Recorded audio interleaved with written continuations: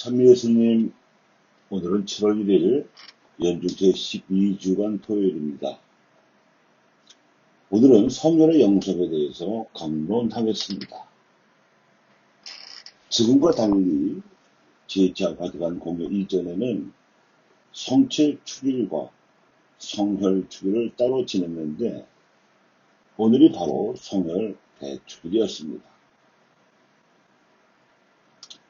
예수님께서 제자들과 행하신 파스카 축제 만찬에서 성체와 성혈로 성찬회를 제정하신 이래로 초대교회와 고대교회에서 이 전례 전통은 언제나 교회 활동의 정점으로서 엄숙히 지켜져 왔습니다. 그런데 중세에 접어들어 미사에 참여하는 신자들이 늘어나면서 성혈이 훼손되는 위험을 피하고자 성체만 영해주는 경우가 늘어났습니다. 더군다나 루터가 16세기 당시에 베드로 대성교의 신축 자금을 모으는 과정에서 일부 사제들이 부유한 신자들에게 고해성사를 신자들 자신의 본당 주임 사제 아닌 다른 사제에게도 볼 수 있도록 예외적으로 허용하는 대신 헌금을 많이 하도록 유도하고, 심지어 고해사제도 지은주에 합당한 보석을 주는 대신 거액의 헌금 기부를 보석으로 주는 등 성사가 남용되자 이를 빌미로 성사를 폐기하고 뛰쳐나가면서 이에 대한 반작용이 생겨났습니다. 트리엔트 공회에서는 예수님의 십자가와 부활에 의한 성사적 변화, 그리고 죄를 받아 모신 신자들이 세상 안에서 일으켜야 할 거룩한 변화를 가르치는 대신에 성사 안에서의 거룩한 변화를 강조하는 한편 성찬례를 성체의 성사로 확정하였습니다. 이 공회에서는 성체를 정의하기를 살아계신 온전한 예수 그리스도께서 빵과 포도주 형태 안에 참으로 실제로 실체적으로 변존하신다고 가르치면서 성체 성사를 더욱 엄격하게 강조하게 된 데에는 이러한 시대적 배경이 깔려 있습니다. 하지만 예수님께서 빵을 축성하시며 받아 먹으라 하시고 포도주를 축성하시며 받아 마시라 하셨는데도 정작 우리가 교회에서 행하는 미사에서 신자들에게 축소된 성체만을 영해 주어온 이 과도하면서 축소되는 관행에서 초래된 영적이고 산업적인 폐해는 막대하다고 보입니다. 그 첫 번째는 성령의 이끄심에 대한 영적 감수성이 메말라 가는 현상입니다. 예수님께서는 생명의 물에 대해 초막적 축제에서 목마른 사람은 다 나와서 마셔라. 나를 믿는 사람은 그 속에서부터 생수의 강들이 흘러나올 것이라고 가르치셨습니다. 성령께서 이룩하신 구원은 믿는 이들 안에서 십자가로 인해 일어날 부활의 거룩한 변화를 뜻합니다. 생명의 물에 관한 이 같은 가르침은 생명의 빵에 관한 가르침과 짝을 이루어 성체와 성혈의 성사의 배경이 되었습니다. 제2차 바티칸 공회에서도 교회와 그리스도인들이 알아보아야 할 그리스도의 현존 표지를 과거 성체로만 집중되어 있던 바를 쇄신하여 말씀과 성찬과 사랑으로 균형을 맞춰 바로잡았습니다. 하지만 이 사랑도 가난한 이들에게 행하여 이루는 공동체로 바로 알아들어야 하겠거니와 성찬도 성체로만이 아니라 성혈과도 합하여 이룩되는 성백 변화로 바로 알아들어야 합니다.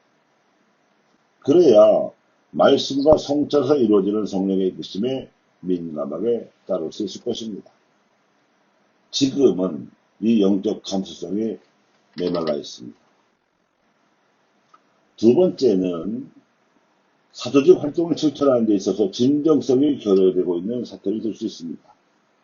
성체만 현역에 영에 주고받아온 지금의 미사 관행은 평신도들로 하여금 미사를 보러 가는 구경꾼처럼 만들었습니다. 하지만 예수님께서는 포도주를 축성하시며 당신의 십자가 희생을 뜻하는 피라고 말씀하심으로써 축성된 포도주를 십자가에 설리실 피, 즉 성혈로 만드셨었습니다. 성혈, 즉 거룩한 피는 생명 자체를 뜻하는 상징입니다.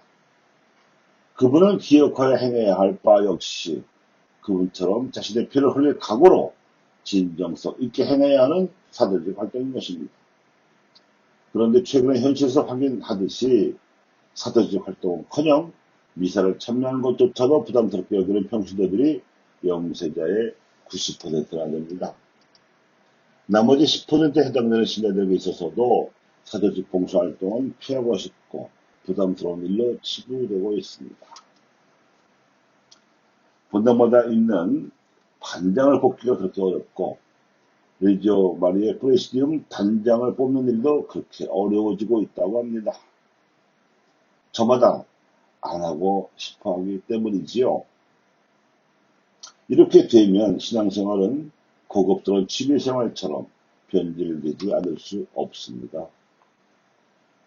세 번째는 전례에 참여하는데 아무런 긴장도 느껴지지 않고 단지 습관적이고 기계적인 의무 이행으로 전락되었을 뿐 아니라 사도적 활동을 기표하지 않고 요행했을 경우에도 피를 나누어 이룩된 동지적 공동체의 긴장이 사라져 버렸다는 것입니다. 그러다 보니 나를 기억하여 행하라 하신 예수님의 유언이 무색하게도 우리는 미사를 마치고 성당 문을 나설 순간부터 즉시 기억과 행함에 대한 각오는 온데간데 없이 사라지고 세속적인 관심사로 몰입하고 맙니다. 여러분, 우리 신앙인들이 예수의 제자로서나 그분이 목숨 바쳐 모으신 메시아 백성으로서 지녀야 할 정체성을 회복하기 위해서는 성혈의 영성이 반드시 필요합니다. 우리 신앙 선조들이 세계 가톨릭 교회 역사상 전무후무하게 스스로 천주교를 받아들여 교회를 세웠던 주체성 역시 그러합니다. 왜냐하면 그 선곡자들은 예상되는 박해 상황에서 그야말로 목숨을 걸고 진리를 들여오는 주체적 노력을 발휘했고 주작을 유교로 섬김으로써 우상숭배 구조로 망해가던 민족의 정체성을 회복하고자 동지적 결성력으로 교회를 세운 것이기 때문입니다. 또한 이로부터 100년 후, 지금으로부터 100년 전 20세기 초에는 이 선각자들의 정신을 이어받은 안중근 토마스가 피로써 동지의 맹약을 맺었던 단지동맹도 기억할 필요가 있습니다. 그를 비롯한 12명의 동지들은 각자 왼손 넷째 손가락에 한마디를 끊어 그 피로 태극기에 대한독립이라는 네 글자를 쓰고 하나님께 기도한 뒤 대한독립만세를 3번 불러 언제가 기회가 오면 다시 의병을 일으켜 나라의 목숨을 바치기로 맹세했었던 것입니다. 교우 여러분, 신앙의 선조들이나 독립운동 선조들이 목숨을 걸고 피로써 동지적 맹약을 하고 대의를 위하여 행동에 나선 일은 예수님께서 역시 피로써 제자들과 새롭고 영원한 계약을 맺으시고 십자가에 못 박으신 희생사건을 닮았습니다. 끝으로 우리가 미사 때마다 듣는 예수님의 유언을 상기시켜 드립니다. 너희는 모두 이것을 받아 마셔라. 이는 새롭고 영원한 계약을 맺는 내 피의 잔이니 죄를 사하여 주려고 너희와 많은 일을 위하여 흘릴 피다. 너희는 나를 기억하여 이를 행하여라.